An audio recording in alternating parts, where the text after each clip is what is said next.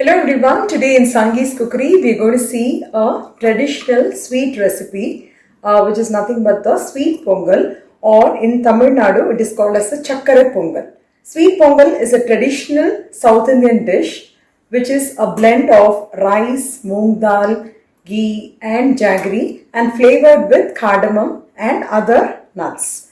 So this particular recipe is usually prepared in South India, especially in Tamil Nadu during the Makara Sankranti time. This is going to be presented as a Naivedya or as an offering to the sun god as a Thanksgiving ceremony. So this particular dish is also prepared during Tuesdays or Fridays during the Dasara time or during the Varamahalakshmi or any other auspicious festival time. And let's see how we can prepare this dish. For 1 cup of raw rice, I've taken half cup of yellow moong dal, around half cup of ghee, 2 and 1/4 cup of jaggery, 1 cup of milk, 3 to 4 teaspoons of sugar, half a teaspoon of cardamom powder, a tablespoon of cashew nuts and 1 tablespoon of dried kismis and a small pinch, which is less than a mustard seed size, of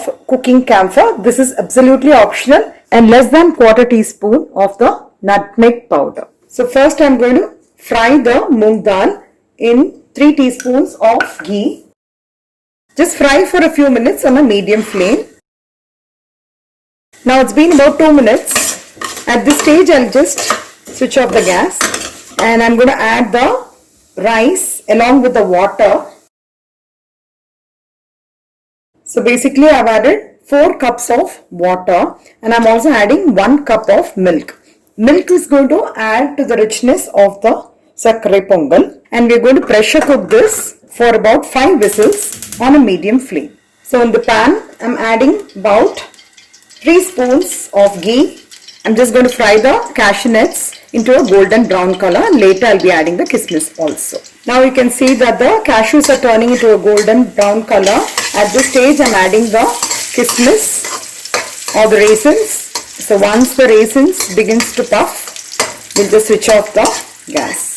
I'm going to keep this aside. In case if there is excess ghee, you can just take it out. Now in the same pan we're going to melt the jaggery. Just going to add some water and let's make the thick jaggery syrup.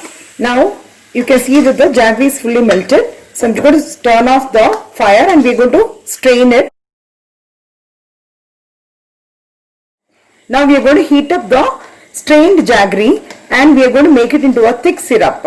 So let it boil for a few minutes, and once it comes slightly like a jam-like consistency, we will add the rice and the dal. At this stage you can add some sugar also. This actually balances the jaggery taste and it will give a slightly sweetish taste. I'm just going to switch off the gas at this stage. You can see the jaggery syrup is no more watery, it is thick. So at this stage you can add the cooked rice and the dal. So before that you need to mash the rice nicely. Rice and dal has been cooked well. I'm just going to mash this using a ladle. The basic idea is if you mash it nicely and add it in the jaggery syrup, it gets mixed well. Otherwise what will happen is the rice and the dal will not have a proper consistency once mixed in the thick jaggery syrup. Now we'll add the mashed dal and the rice in the jaggery syrup. Just mix it up nicely before you switch on the gas. So you have mixed the rice and the dal and it's come to a nice consistency. Let it cook for a few minutes on a medium flame. At this stage we can add some ghee. Ghee is one of the main ingredient of the chakkara pongal, so you can add lavishly. So I have added approximately around half a cup of ghee. Chakkara pongal has come to a right consistency and the ghee oozing out from the sides, you can see. And I'm adding 1/4 teaspoon of cardamom powder. I'm also adding a small pinch of a nutmeg powder.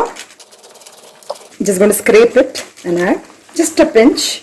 And I'm also adding a pinch of the cooking camphor. A small pinch. This will give you a nice temple flavor of the chakkara pongal. But again, as I said earlier, it's completely optional. In case if you don't like the flavor, you can completely avoid it. Yeah, now our chakra pongal is coming to a right consistency. See, something like this. It should be in this flowing consistency, something like an idli batter. At this stage, I'm just going to garnish with the fried cashews and kismis.